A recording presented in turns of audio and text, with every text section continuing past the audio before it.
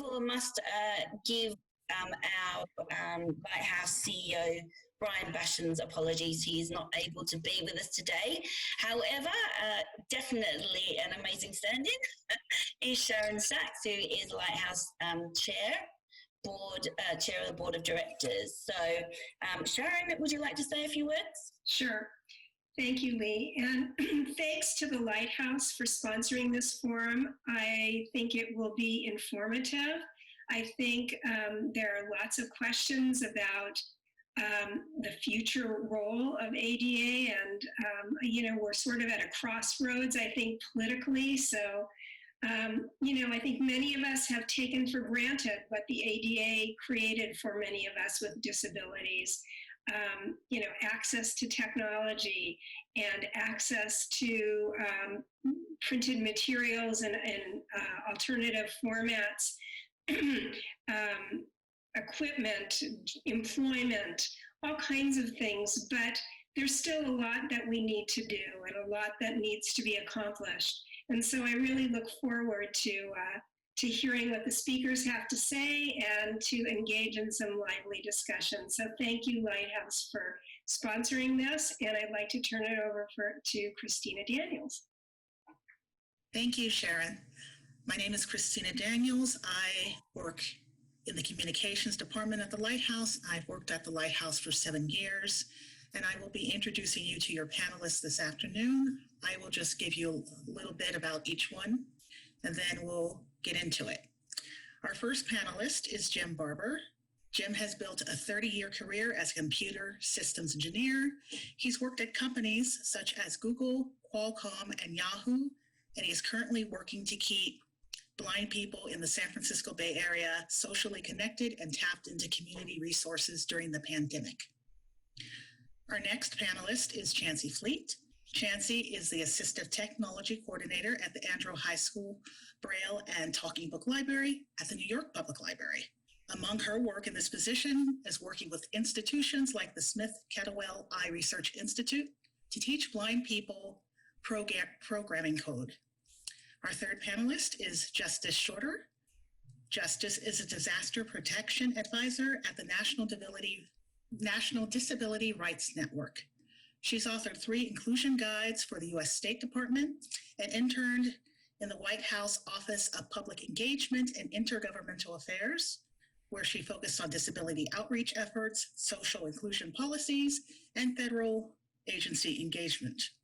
So now I'll have each panelist talk about their experiences with the ADA, what ways they've encountered it in their own work, and other aspects of their lives. And we'll start with Justice.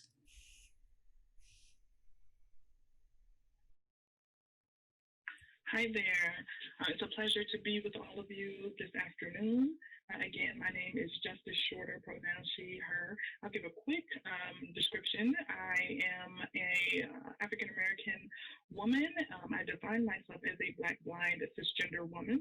And I'm also a lesbian, so I always throw that in there as well, all of those different identities and portions of me. I guess I would say, in terms of the ADA, my coming to the ADA was actually quite late on in comparison with some peers. I did not learn about the ADA until I was in grad school, to be quite frank. Coming up, there were not a lot of other people of color around me who had disabilities who I could go to for assistance and go to for guidance as it related to my career or to my schooling in and of itself. So I later learned about the ADA once I was in grad school and once I started to more heavily immerse myself in the history of disability in this country, and not just in America, but across the world as well, because I had a focus at the time, and still now, on international development and sustainability. So that was kind of my trajectory in terms of my pathway towards learning more about disability. What I would have hoped for, though, was to have all of that pride that I now feel as a Black blind woman. I wish that could have been instilled in me at a much younger age. And even now, I know this to be true. particularly amongst Black, Indigenous, and people of color communities. And that is for a variety of reasons, which I'm sure we can get into at another point later on in the discussion, but how the distancing of disability has been used by many communities, similar to my own, as a means of survival, and how that has kind of trickled down and connected in such a way that disappears that aspect of one's own identity, and makes it far more difficult to feel that pride and to feel that level of deep connectivity and solidarity with the larger disability community. While I was young, I was learning a lot about the civil rights movement. So the pride was there from, I would say, from the inception of me, at a very, very young age, reading up on all of these civil rights memoirs and legislation and movies and podcasts, all of that from a very young age. Did not have access to anything similar as it related to disability in my neighborhood, in my communities, in my circle, within my span of knowledge, nor did I have, like I said before, direct connectivity to others. So that is something that I put a lot of energy and interest in right now, trying to bridge that gap between young people right now, again, especially Black, Indigenous, and people of color with disabilities, and those who are blind in particular, to know that there are many of us out there just like them, and we are more than willing to extend all of the love and the joy and the guidance possible to help them find their way in this world. But that's all from me for now. Thank you so much, Justice. And now I'll have Chancey Fleet introduce herself. Hi, I'm Chancey. My pronouns are she, her. I was 8 years old when the ADA was signed, so just old enough to understand how the law might change my life as a blind person, but also old enough to understand that our equality under the law was publicly up for debate, that some lawmakers and business owners thought that our equality was professed to wonder where we draw the line, whether we demand jobs as bus drivers, that kind of rhetoric. So I got a lot of protection from the ADA growing up, but also always felt that our equality is a process and a struggle. And just like civil rights work in other arenas isn't done, our civil rights work isn't done, even though we have the ADA. I feel like I came of age together with the ADA and learned that it had real power, but also immense limitations. When I was hired for a summer job as a teacher's assistant, blind across the country from my hometown, literally sight unseen, I didn't until after I received an offer of employment, and then they tried to take it back once they knew. The ADA protected my right to take that job, but it did not teach me how to swallow my anger and answer endless questions about how I could manage in a classroom and keep children safe. My family and teachers gave me enough strength and self-knowledge to trust my own capacity, venture to an unfamiliar place where I wasn't particularly wanted, and make my value clear. After decades of uncertainty around whether a website is a place of public accommodation, even as our lives became intertwined with digital tools, enough precedent has finally accumulated, is mostly settled now. Still, inaccessible technology experience of the web. When social media posts are inaccessible, those platforms blame the content creator. And without meaningful guidance on accessibility, the content creator may not even know they're creating a barrier. Workplace technologies are procured at scale, and the question of accessibility, if it comes up at all, before contracts are signed, is often resolved with a sales pitch that doesn't match up with reality. In New York City, the ADA has helped to make public transit wonderfully accessible for me.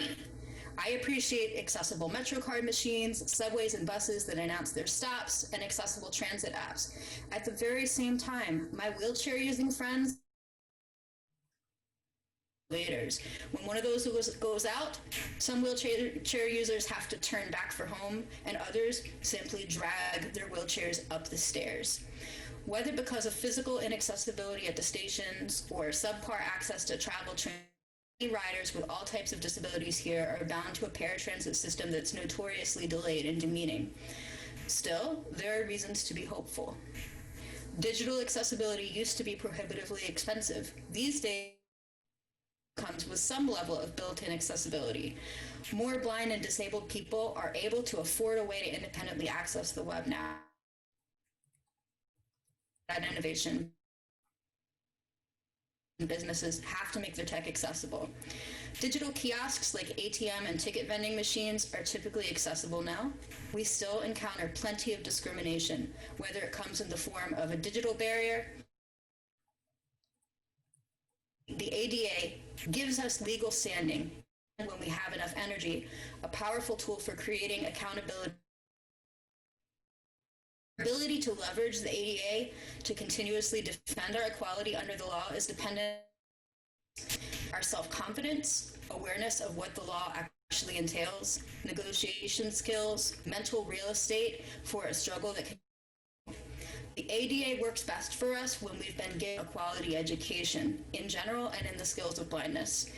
When we are calm enough to tone when we argue for our fundamental equality. When we are not in crisis or in pain, when we know the system well. The ADA does not work best for people who. This will be true until we can work collectively to move beyond perceiving the ADA as a tool to reckon with our own injustices, but with injustices experienced by disabled people everywhere. So my hope for the next 30 years is that we can build on a promising but precarious beginning and create a society where the ADA offers.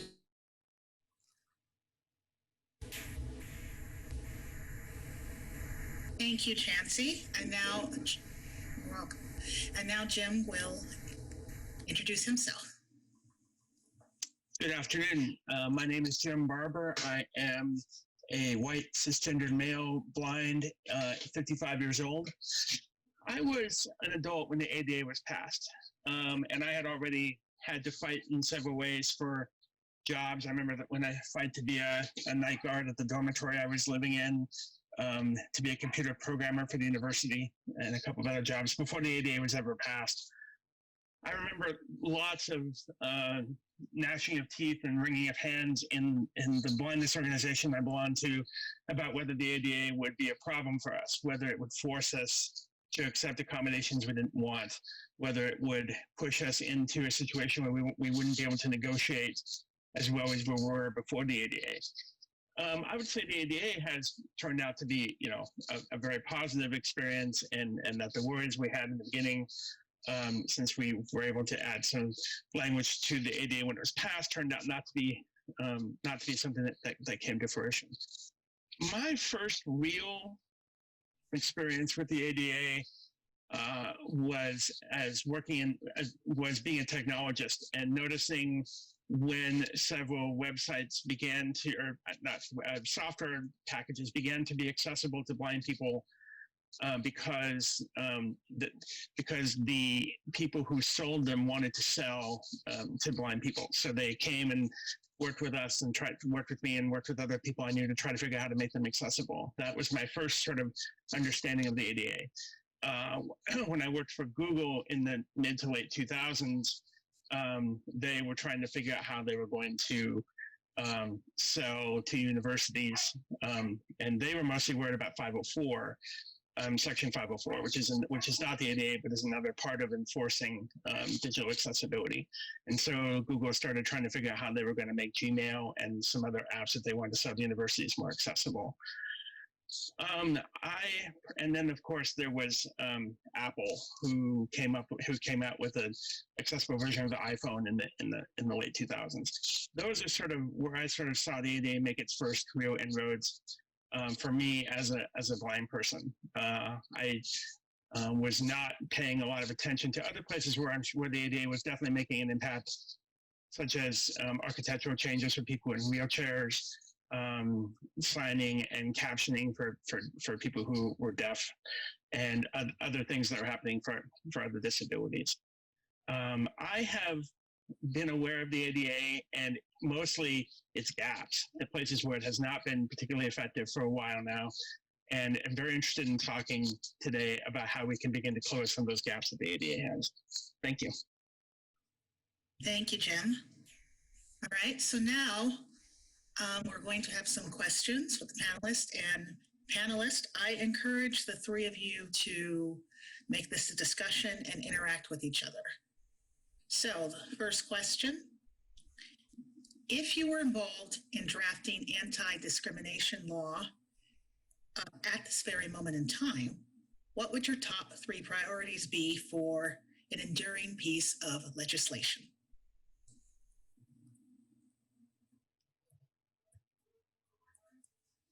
Chancey, I think one of the most important things that we need is clearer guidance on the procurement tech and clear consequences for making false claims during that procurement process.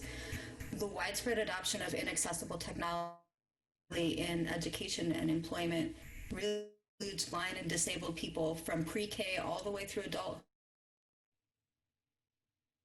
to learn and be productive. We need a better mechanism for stopping inaccessible technology before it ships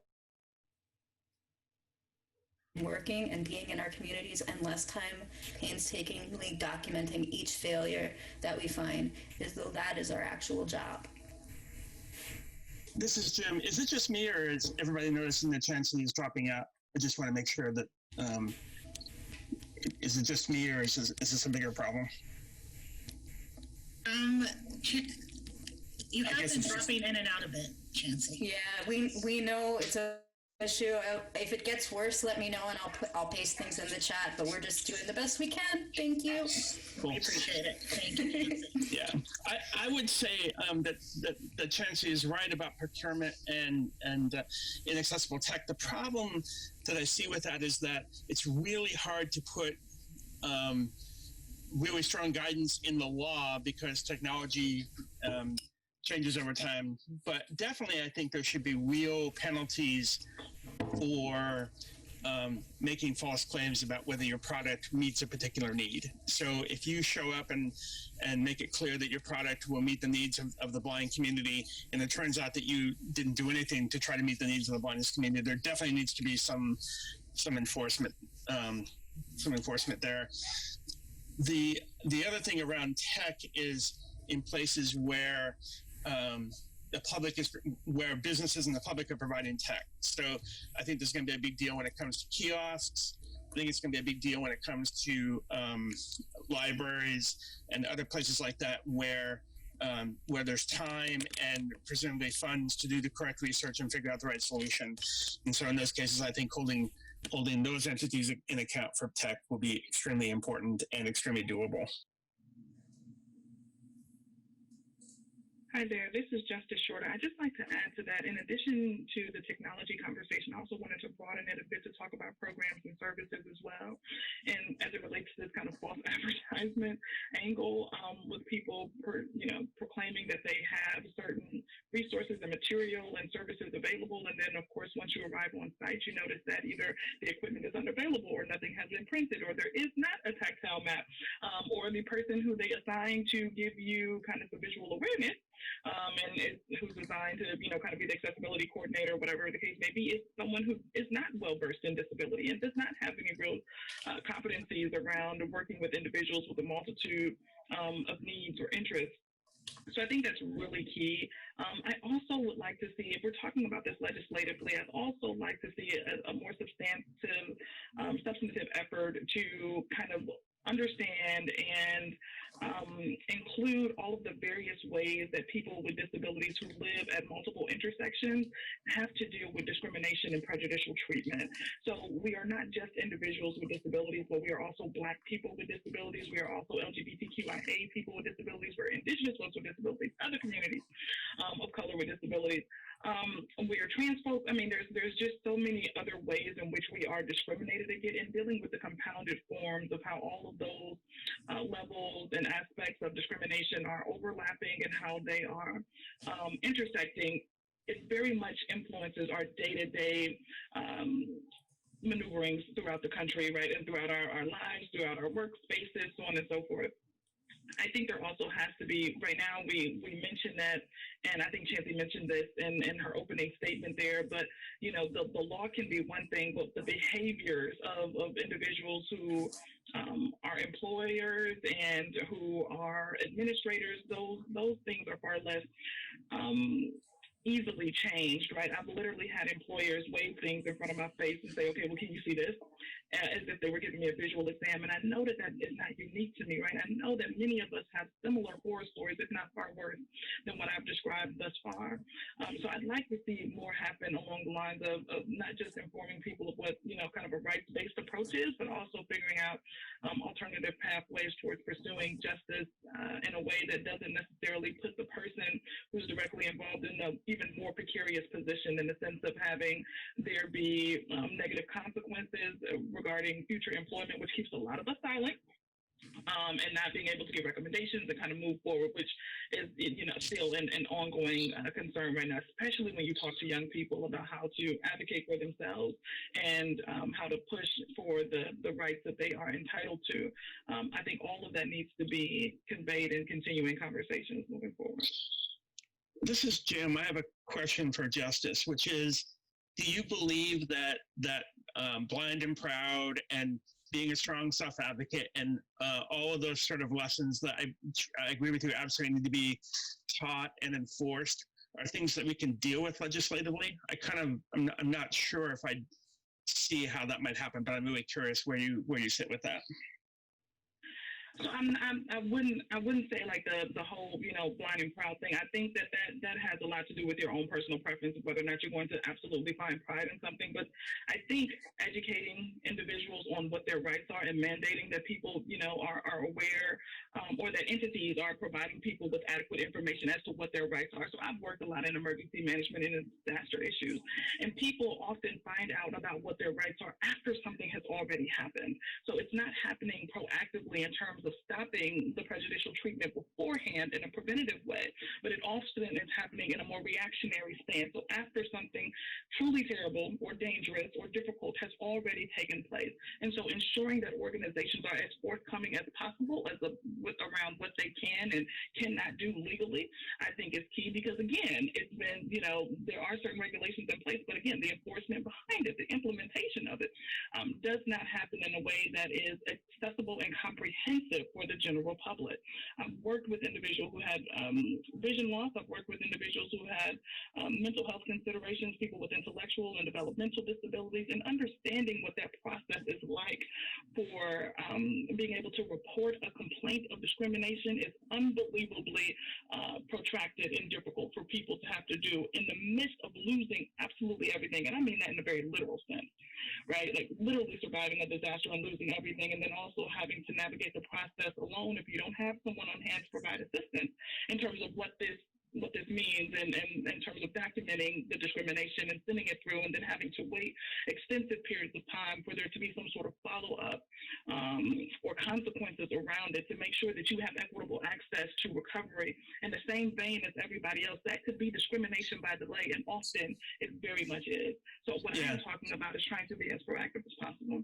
Thank you, Justice. All right. So just to let our audience know, I did see someone had a raised hand for a moment. We will have time at the end of this for a Q&A. I wanted to add one more thing before you moved on, Christina, but I wanted to make sure Chancey didn't have a comment first. No, you go ahead. I also wanted to point out that I think another thing that we really need to look at when we look at future legislation is that so far, I think a lot of the ADA has sort of been focused on trying to figure out about employment and other education and employment concerns. And I think we need to sort of try to figure out about funding and so on for people who are not, who are older, who lose a vision or who have other disabilities, or for whatever reason are not necessarily headed for the workforce, but still need to learn and still need the technology and still need the things that they will need for a good quality of life. All right, thank you. So we're going to go to our next question here. So, what are the factors that would have to be put in play for an updated ADA to be enacted if legislation is the way forward? The ADA is not living up to its full potential because of some intersectional factors. So it's my belief that our people can only really in terms of education, employment, enjoyment of public accommodations when we are properly confident and skilled. Our Braille literacy rate is not where it needs to be. Our digital literacy, our travel skills are often much less than they could be. And that's all because we haven't received access to quality, intensive instruction. Our employment rate depends not just on equality under the law, but to take advantage to live rewarding, productive lives free from fear and arbitrary limitations. So I think the ADA will do more heavy lifting when we have companion legislation entitling people with disabilities to a higher level of skills training, irrespective of and irrespective of age, and it has to start. It has to start in the early grades, and it has to extend past retirement, because people at all ages and stages need independence and skill building training to make the most of what the law offers.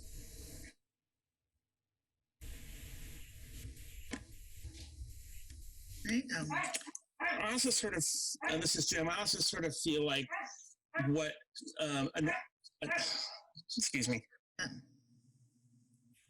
I also feel like the other thing that probably will need to occur is that there's going to need to be some, before we even worry about making a new version of the ADA, I think we need to talk about enforcement of both ADA and 504, because I think today the enforcement is fairly lacking.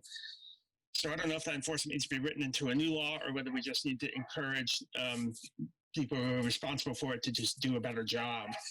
But mostly I feel like if we write a new law now, it'll receive the same lackluster enforcement that the ADA receives today. And so I sort of feel like that's a big thing we need to tee up first.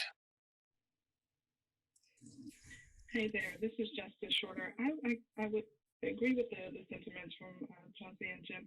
I would also add to that I think no matter what happens, whatever table is set for these discussions to take place really must include a more diverse range of individuals. Right now, you hear no shortage of calls and kind of outcries about the lack of real intersectional inclusion in the disability community. So assuring that people who have felt as if they have been habitually erased in their stories and their concerns and their real challenges involving disability as discrimination, to feel as if those individuals have not been included thus far. That's really kind of the problem that a lot of us are noting almost in every call and every discussion, every presentation right now.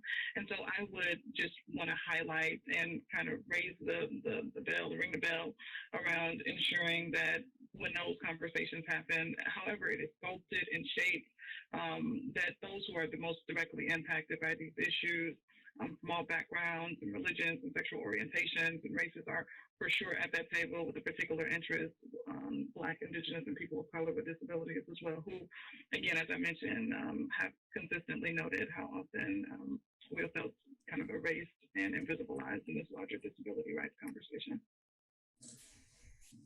Great. So, Justice, building on that, how would you measure the success of good anti-discrimination legislation? I'd like you to talk on that. And then, of course, Chancey and Jim, you can comment on that as well. Hey there. So I probably will keep this answer super duper short because I think the measurement of any type of success lies in the direct responses from those who are the most impacted. So, you know, the ADA, of course, is designed to assure that there, you know, isn't discrimination for people with disabilities. I think looking at all types of people with disabilities, I think there are a lot of folks who, you know, I'm just going to take this from my own personal purview. You can talk to a lot of older Black folks right now who have no clue what the ADA is and would say that it hasn't had a real major substantive impact in their lives. And, you know, so if I ask them, has the ADA been successful? They would probably respond, you know, saying, no, I don't think it has been, or at least I haven't really seen it in terms of me being able to fully participate in kind of this upward mobility or having greater access to the wider society for any number of reasons. So I like what Jim mentioned before about looking at the funding mechanisms behind this work as well, and assuring that those funding streams are also being directed by and being monitored by, being measured by people who are the recipients, people who are the ones receiving what that funding is designed to help enforce or to help uphold or to help, provide greater access to.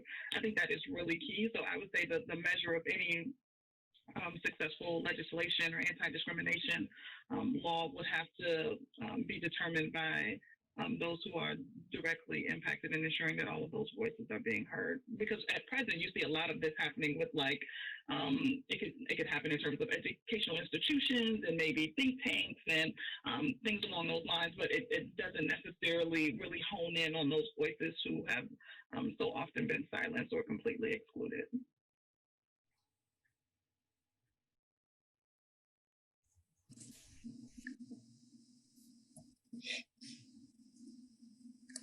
All right. Does Jim or Chancey, do you have something you'd like to add? Or if not, we can talk about how can society develop better pathways to employment for people who are blind?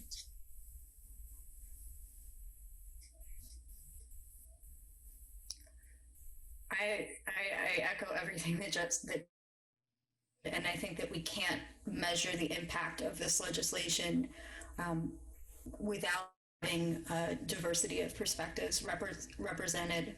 And so really to meaningfully measure the impact of this legislation, I think we need more diversity and more diverse people in positions of leadership within the disability rights movement. So I would just underscore what Justice said. In terms of creating better employment pathways, I think that we have to begin by recommitting to a quality education for blind people at all levels and disabled people at all levels, because allowing precariously accessible and inaccessible things to pervade our educations leads us to not cultivate skills, leads us to not be as employable. And so we've really got to root out inaccessibility and ableism in the educational system.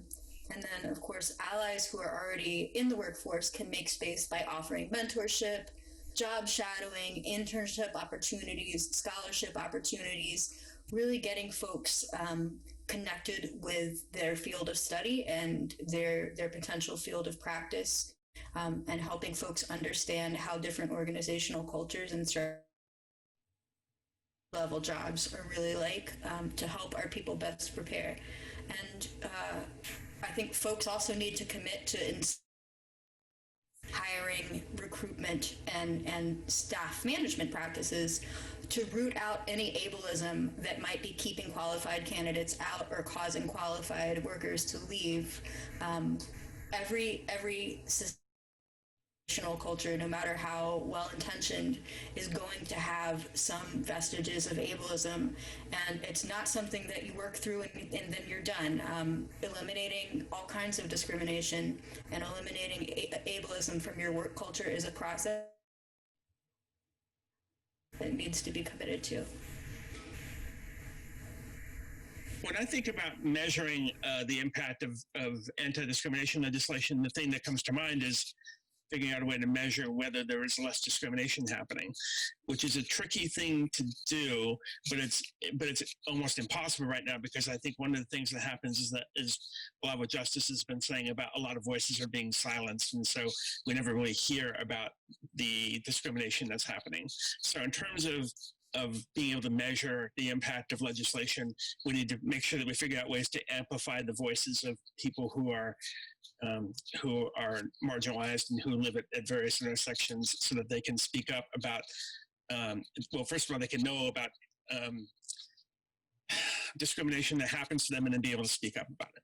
In terms of what we can do to make a better path for employment, I think that three things come to mind. One is I fully support what Chancey's saying about a better education, not only in terms of K through 12 and college education, but also in terms of adjustment training for blind adults, skills training for blind adults, advocacy training for blind adults, making sure that blind people not only have skills with which they can go out and get a job, but an understanding about how to advocate for themselves and an understanding about what their rights are. That's the first thing. The second thing is we need to figure out ways to sort of make it more safe or less scary to hire blind people. There's still an awful lot of stigma, and there's still an awful lot of misunderstanding about what it means to be a blind person and what it would mean to have a blind person working for you. I remember back in the 70s, there were lots and lots of public service announcements and other things that were used to kind of try to bring awareness to this. I think that's a good start. I think getting blindness organizations and blind people out in the world to kind of talk about this is also a good thing. I just would like to get the awareness raised around hiring for blind people.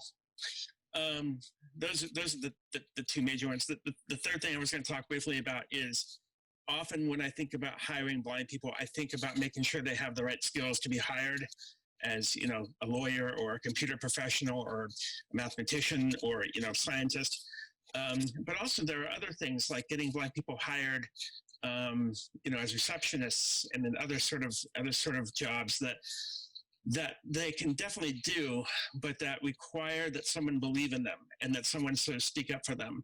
And so again, I think it's back to amplifying voices and making sure that we have systems in place that are helping blind people to sort of know their value and helping other people to know their value. So that's where I'm at. Hey there, this is Justice. I just wanted to add one quick point on, based on the phenomenal comments that just came from my co-panelists. I work for the National Disability Rights Network, and in doing so, my primary objective is to support the protection and advocacy agencies across the country. And one of the things that you will constantly hear from many of them is that, look, just because you don't hear about something or someone hasn't come to you with something doesn't mean discrimination isn't happening. And so if our only barometer for measuring discrimination is whether or not lawsuits have been filed or whether or not there are complaints, then we are really missing a huge swath of this conversation and of the population who have been directly impacted by discriminatory policies or practices or procedures. So I really just want to note that, and that's coming from individuals who are legally mandated to provide protection and advocacy for people with disabilities. So that is a constant hurdle. I also just wanted to throw in there and what Jim was just mentioning around people who have different types of jobs. I'll just note here for blind folks and people with disabilities who are contractors and who have to submit bids around, offer that has come through in terms of like submit proposals for whether or not you would be able to serve as a contractor for this international appointment or this international deployment.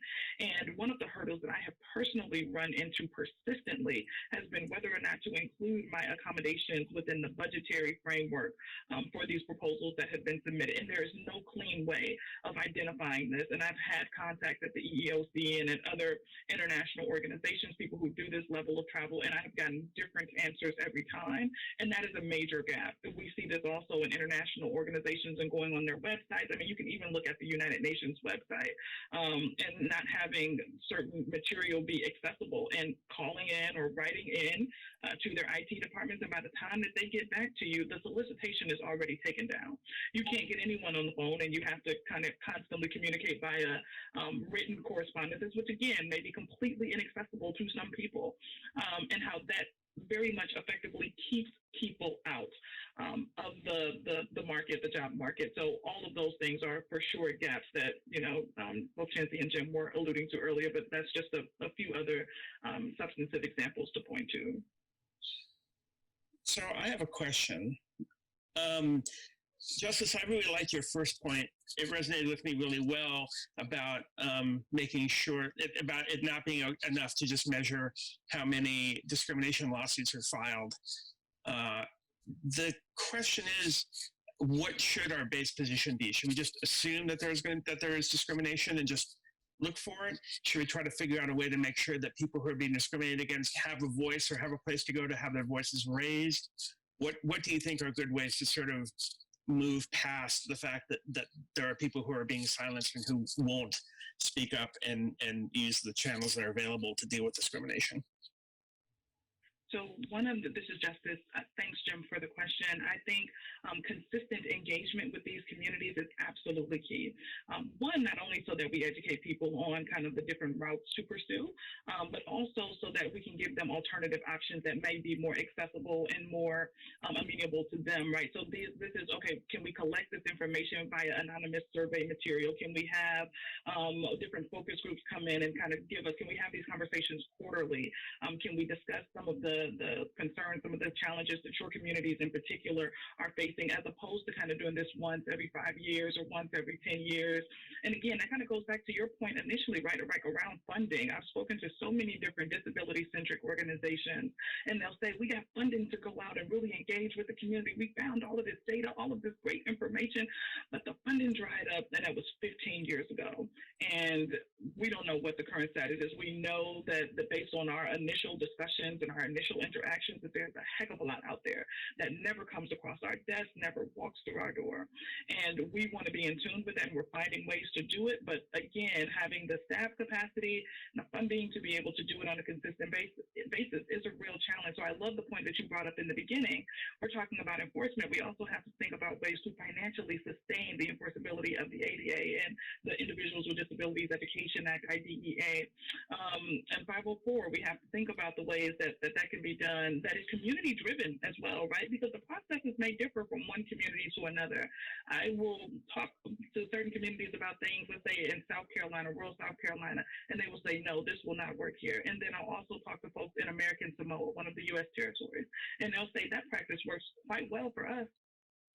And so I think having that process be centered, again, around the people who are the most impacted and allowing them to determine what is the best pathway for moving forward, as opposed to arbitrarily doing that from our perch in D.C. or in, another, area of the country that is not as neatly nestled into the communities that we're hoping to serve and assist.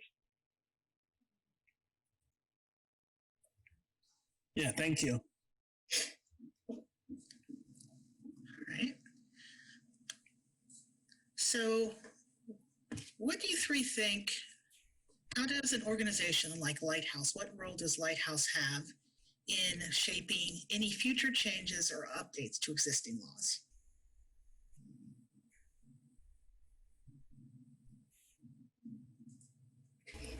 This is Chancey.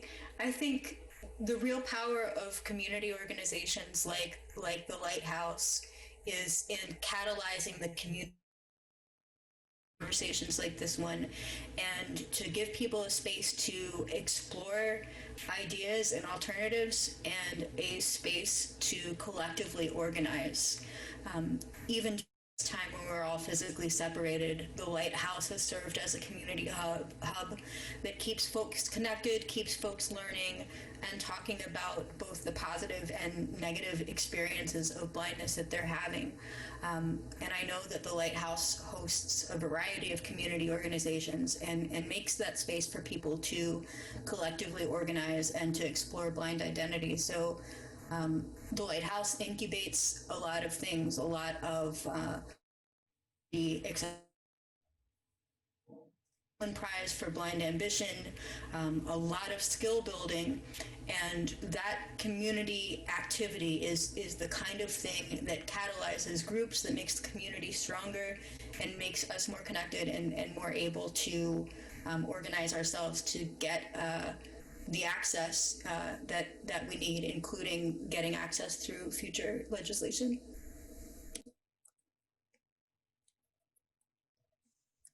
This is Jim. I feel like the LightHouse and other community organizations for the blind have a real responsibility to bring blind people together, to teach, to educate them about their rights, to educate them about what advocacy is and how they can advocate for themselves, to sometimes take sort of collective action to advocate on behalf of a group of blind people if there's sort of known.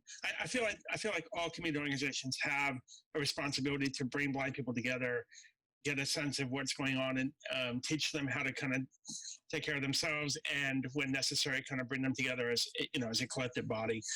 And I feel like the LightHouse does some of that, but I would love to see a lot more.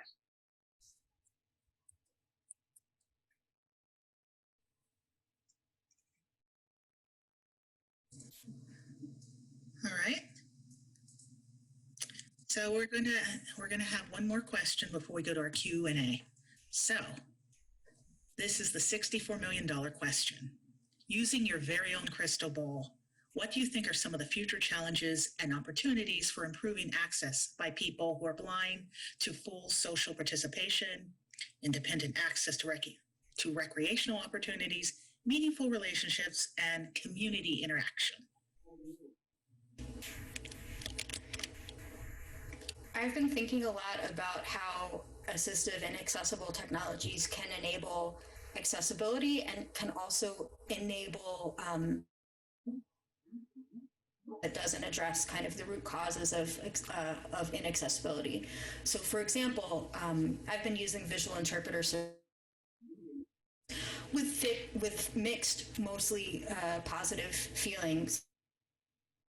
Time of COVID, one of the brands is explicitly out here saying that that they're a panacea or a way to accomplish social distancing non-visually. But what we really need are non-visual tools for accomplishing social distancing dependent on an app and aren't dependent on technology that can go anywhere we can go, even when we don't have a mobile signal. And I am excited by the potential of computer vision, VoiceOver's new iOS 14 feature for detecting elements on screen and making those elements more accessible. But these solutions don't work for all people at all times. And I'm starting to wonder whether when we have on-demand access to a way out of our accessibility bind on a person-by-person level, will we become less strong-willed as advocates who push for infrastructural accessibility that's baked in and works for everyone? Oh, that's really well said. I worry about that too. But I also worry about, I remember a time when I got most of my access needs met by using human readers. I didn't have technology to read things to me. I didn't have technology to identify things. And I felt like the level of access I had was roughly the same. It was less convenient and it was less on demand because I needed to have somebody around. But in terms of what I could have access to, it's roughly the same as what I have access to now. Sometimes I use readers now, sometimes I use technology. But the bottom line hasn't changed, which is, as blind people, or really as disabled people, we live in a world that wasn't built for us. And that's not surprising, right? The world is built for the people who build it, and we have often not been a part of the building process. So I would say one of the things that really needs to happen is that we need to figure out new ways to become part of the building process, so that when architecture is done, when software is written, when streets are built, when the world kind of gets built, there's a much more diverse group of people putting their ideas and their needs in, so that the world is built for people with disabilities, and the world is built for people with a very diverse group of needs. I think that's probably the biggest path we have, the biggest opportunity we have to build a path to better social acceptance and better social inclusion. Hey there, this is Justice. So I would paint a picture that's a little bit more personalized. I would want a 14-year-old Black girl growing up in Milwaukee, Wisconsin, who had been dealing with vision loss for quite some time, but had gotten to a point where she could no longer fully participate in her classes or read material. I would want that girl to be surrounded by individuals who actually knew all of the different aspects of technology and material that were available to her. I would want her not to have to work so hard, to have to independently find access to those resources, and to have to work so hard to find charitable donations in order to receive assistive technology, because it wasn't readily available at her private school. Although she was surrounded by really wonderful, amazing teachers who were very innovative and kind of came up with things that were effective in the end, I would want her to be connected to individuals who also knew something about the disability rights movement, and who could connect the dots between the disability rights movement and the civil rights movement to really give her a sense of pride in who she was, so that she could have that very early on, so that it wouldn't take her another 15 years before she wanted to use her cane full time. I would hope that she could learn more about who she was through other mentors who were also Black or Indigenous or people of color with disabilities, and learn what it means to be able to shape a career that was around her talent and all of her hopes and her dreams for the future. I would want that for that 14-year-old Black girl coming out of Milwaukee, Wisconsin, because she was me. And I know that there are so many others out there, and that's the world that I want to build, and that I'm working with other folks to kind of actively try to shape for future generations of not just blind individuals or blind kids, but also all kids with disabilities. But I think it's just something. The experience is so uniquely isolating to be the only one in your school. And I know that that is true for so many of us who are on this line right now, who are probably the only ones in our school who did not have anybody else there to be in community with and to find alternative ways to exist.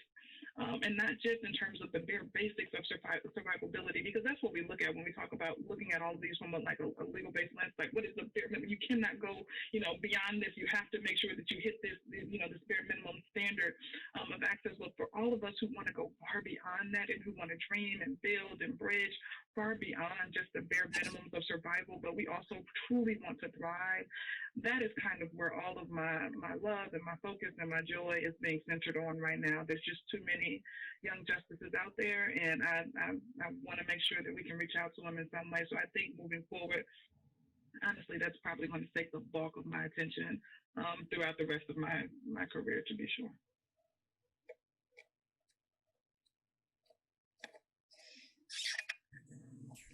All right, thank you, everyone. And so now we have a little time for Q&A. So to raise your hand on a phone is *9. On Windows, it is Alt-Y, and on a Mac, it is Option-Y. And I will turn it over to my colleagues, Andrea and Sarika, to manage the Q&A. Go ahead, Joel. Okay, thank you. So thanks everybody. I think I really appreciated a lot of the points made. One point that I haven't heard though, and this might be controversial, and I don't want to get into a prolonged debate, but I believe the ADA has also motivated a lot of adversarial relationships, controversy, and has been abused in a lot of ways, which just I believe creates more animosity amongst different people. I recently learned about something called structured negotiation. It was a book referenced. I was listening to an interview, Haben Girma with Kirk Adams from the AFB, and wonder what people's thoughts are on what could be done to the ADA to inspire collaboration as opposed to an adversarial lawsuit type of experience. In the structured negotiation, one of the points that she made, I believe the author is a lawyer, I believe blind as well. One of the points she made is that the goal of the structured negotiation is to get people to work together. And to Jim's point that I liked very much was getting the disabled community more involved in the building.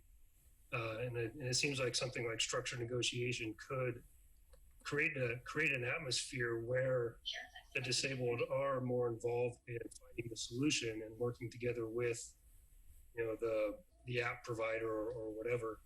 Right? It's inspiring more of a collaborative environment than maybe the ADA might have with just a lawsuit sort of based environment.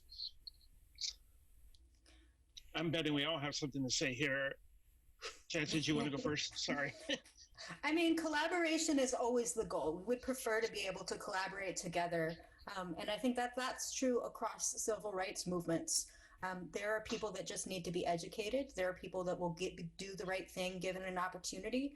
And there are other actors who will delay and deflect and erect additional barriers.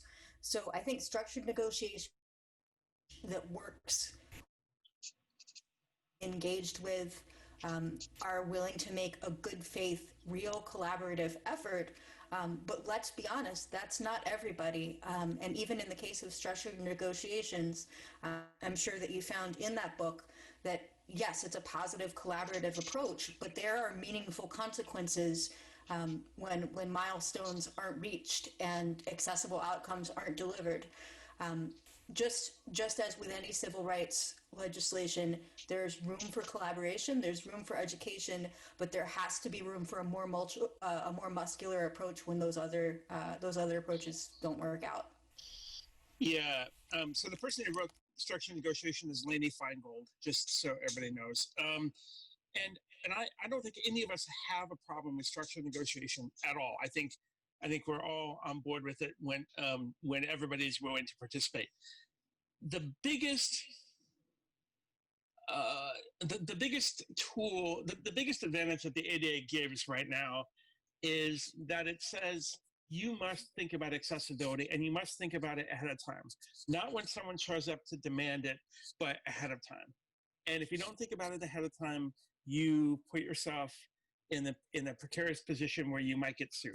That threat, that basically that situation is what is what motivates people who wouldn't otherwise do the right thing to do the right thing. The problem with that is, of course, it can be abused. You can have drive-by lawsuits. You can have other kinds of situations where people show up and try to take advantage of the law for their own personal gain. I'd love to figure out a way to shut those people down.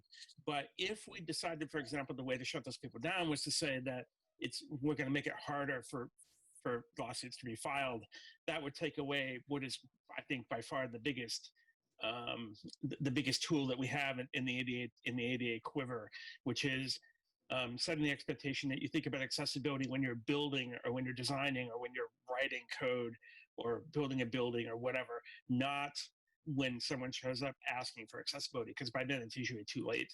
So again, structured negotiation, totally on board with that. But I think that anything that would change the ADA to sort of make it harder to sue and easier to structurally negotiate harms the ADA in ways that would be bad for us, really bad for us. Hey, this is Justice. I'll keep my comments fairly short because I know we want to get some other questions from the queue. I'll say I think that one of the next areas, and when we think about the ADA and beyond, you'll hear a lot being said around disability justice. So I too have read Structure Negotiations by Lainey Feingold and really enjoyed the book and saw it as a really plausible and useful alternative when the circumstances are right and when all of the actors are coming together in good faith. So for sure, I also think though that there is a lot to be said about the viability and the level of solidarity and community, kind of that atmosphere that the caller is speaking about, kind of building more unity. I think a lot of that can be found in disability justice, and the frameworks of disability justice were created by a group called Sense and Valid. Again, coming out of the Bay Area, so I don't really need to tell you guys maybe a lot about that, but if you want to go to their website, you can check out the 10 principles of disability justice, which talks about things such as solidarity. It talks about cross-disability solidarity. It talks about collective liberation, interdependence, wholeness, intersectionality, sustainability. All of those things are kind of built into this framework as we look at other ways that are not so deeply steeped in litigation to kind of get towards that world where people with disabilities are able to maneuver more fully and freely and kind of collectively. Thank you for your answers. Should we take another question then? Yep. Go for it, Jeff. My name's Jeff Powell. I'm from San Diego, and been blind for 5 years now. I'm getting to learn how to get around with my cane pretty well now. And one of the things that scares me as I'm going around now is electric cars and hybrid cars, because you don't hear them coming.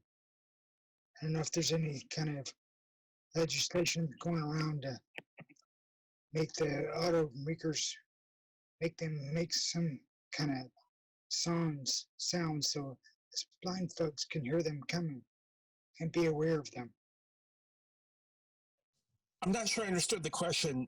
There are laws that are making it a requirement that electric vehicles have noisemakers attached.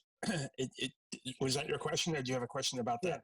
Yeah, I hadn't heard that, so had not heard about that law. So yeah, that's what I would like to see is to make those cars make some kind of sound so we know where they are. Yep, that law was passed, I think, 5 years ago. It was supposed to go into effect this year.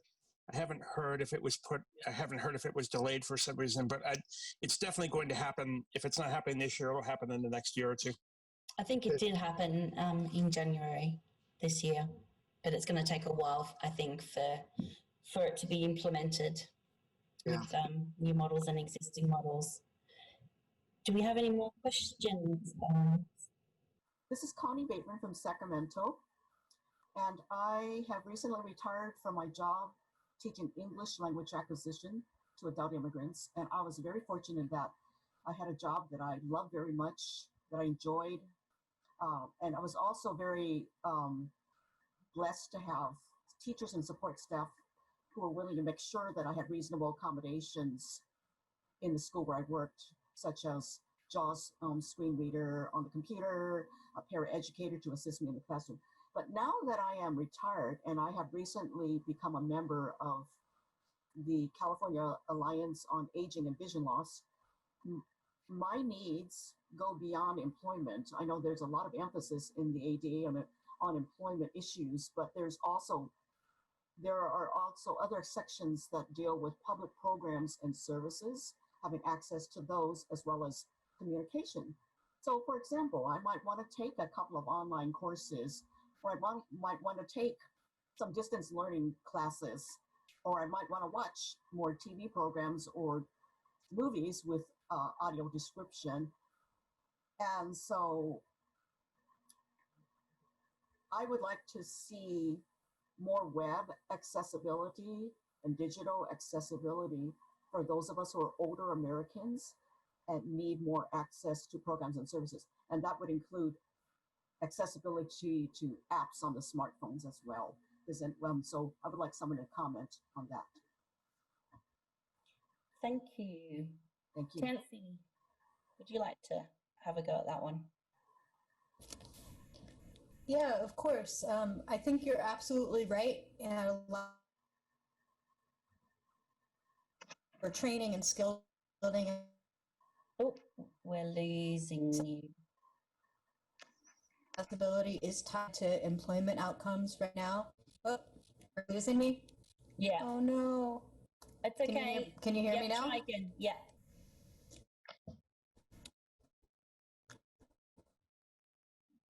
I'll try again, and then maybe I'll hand of a lot of VR training, or even the words VR, a lot of training and skill building opportunities are tied to employment outcomes. And I think as a community, we need to we are all, if we're lucky enough, hopefully going to be in that position someday of being retired and continuing to need to live full our independence. And I think we do better. So if I can take over, I agree. Community. Oh, Chancey, sorry. You want to type? For it. I'll give it. Yeah. Yeah, it's really going, Chance. Yeah. Which is such a shame. So basically, Chance's point is a good one. It's one I agree with, which is that all funding right now is basically tied to employment outcomes. The tricky part about that is figuring out a way to advocate for funding for people in different parts of their lives. That was the point I was trying to make earlier about how we're going to address funding. I don't have a great hopeful response for the question asker, except to know that there are some resources out there, and you should go digging for them. And then when you can't find them, you should start, getting together with other people who need them and yelling and screaming for them. Because I think right now, most of the weight and most of the attention is on employment-based training. Justice, do you have anything to add to that?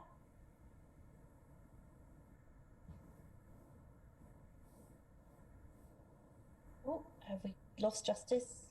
No, you have not. I was trying to get to the mute button. Screen video was taking a while. No, not at all. I think Jim summed that up pretty well, and Jim and Chancey are far more well versed on the technological pieces than I am, so I certainly defer to them for that. Okay.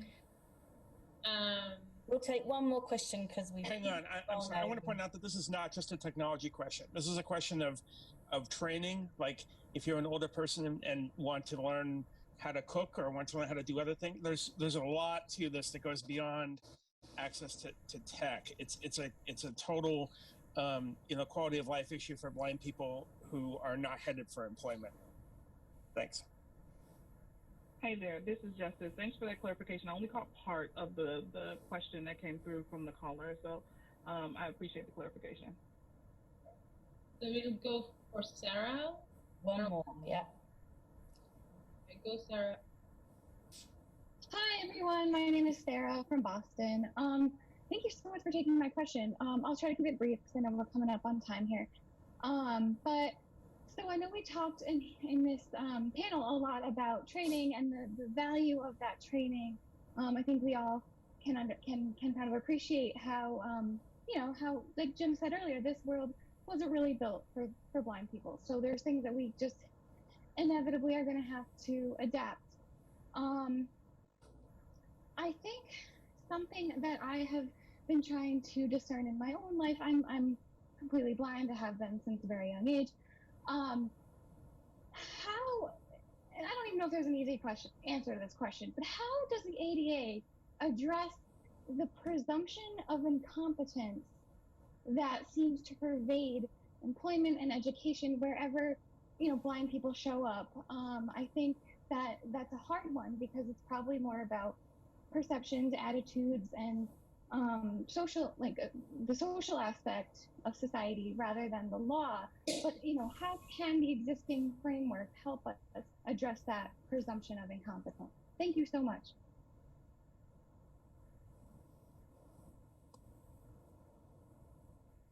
Who wants to have a go at that one? How can we look as how do we change perceptions of incompetence? Chancey. Chancey. By all means, Chancey, if you're back on, we'd love to.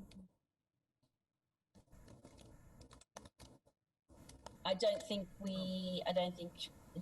think you should just go for it, Doctor. Okay. Okay, no worries. I didn't want to cut Chancey off if she was trying to come back in. No, it's fine. I would agree with this, and I'm really appreciative of the question because it's truly something that I have really grappled with as well, around trying to really convince people of my ability to get a job done, or just simply validating my experience. And I just want to acknowledge and affirm all of the gaslighting and microaggressions that we as people with disabilities and blind people in particular have to deal with when it comes to individuals, employers, or entities kind of discounting or dismissing our very, everyday lived experiences and just presuming that we just weren't informed, or that we don't know what we're talking about, or that we don't really have anything to add to the work culture, or to a product, or to a service, or to a resource, or whatever it is that is the focus of what we're discussing. So I honestly, my pathway from that has been self-advocacy and creating a ton of solidarity. So during times when I am just purely exhausted with having to explain my very existence and my degrees and all of the things. And I think that's something that happens, right? Like we as people with disabilities, and this has been well documented, that, we constantly look to education to kind of keep moving forward, to try to get away from that very stereotype the caller mentioned, that of us being incompetent, right? That we can't do something, or that we're somehow less than. And so we use academia as an alternative pathway out. And that could be, of course, detrimental for many of us who that is not the best path best pathway forward, right? For people who can't afford it or people who can't have access for any real number of reasons, right? So that is also a concern. But I have found personally that the self-advocacy piece is really key, and also building a web of solidarity. And that comes in a lot of forms. That comes in the forms of colleagues who speak up when I just simply don't have the energy to do it, or when I'm not even present, right? Because some things happen when you're not in the room. People will say things amongst themselves that they will not say in front of you. And when we all kind of know that. But colleagues who will speak up, I'll have friends who will speak up, I'll have individuals who just know me and know the caliber of the work that I can produce, or the caliber of my very character, who will kind of speak up and interweave themselves into conversations around whether or not I should be included on a proposal, or whether or not I should come on to a project.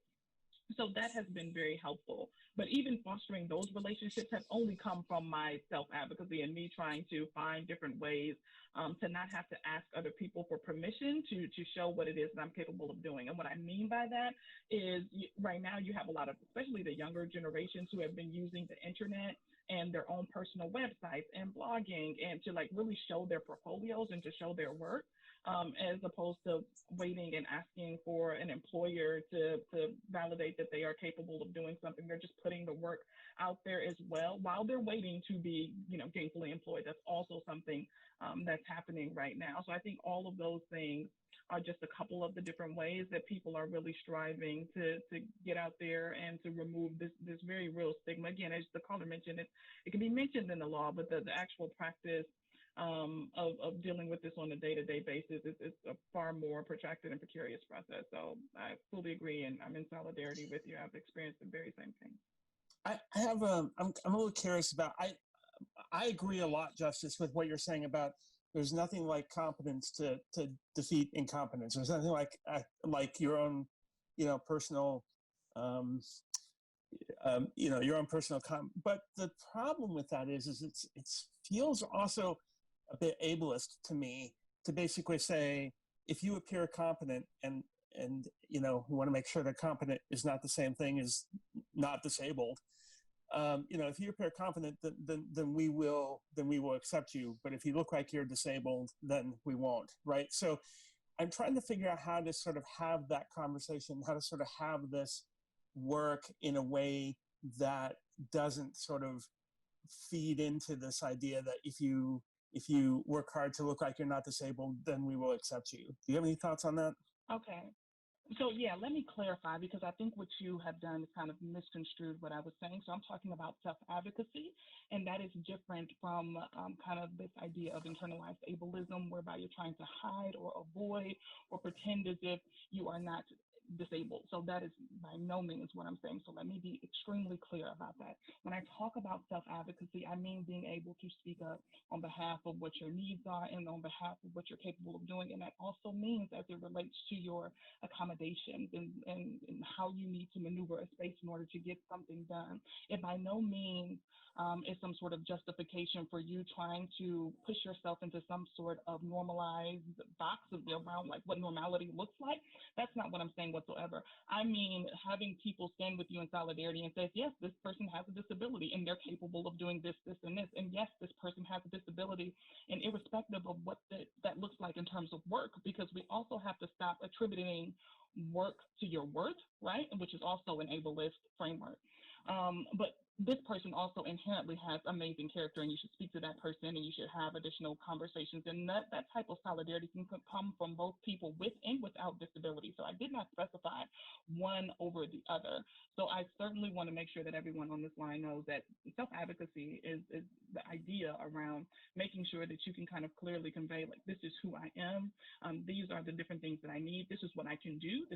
These are the ways in which I can do this in a more efficient way if I'm able to get the accommodations that I need. And even if it isn't as efficient as others, that's also fine. But being able to articulate that for yourself is really key. And what I meant when I said I'm trying to look at this from a personal perspective is that it wasn't until I was able to do that for myself personally that I was then kind of introduced into a whole new world, really, in terms of being able to get interviews and being able to participate in projects and on panels. But once I was able to just tell people what I needed, because again, that presumption was there that justice just couldn't do something. I had to say, stop speaking for me.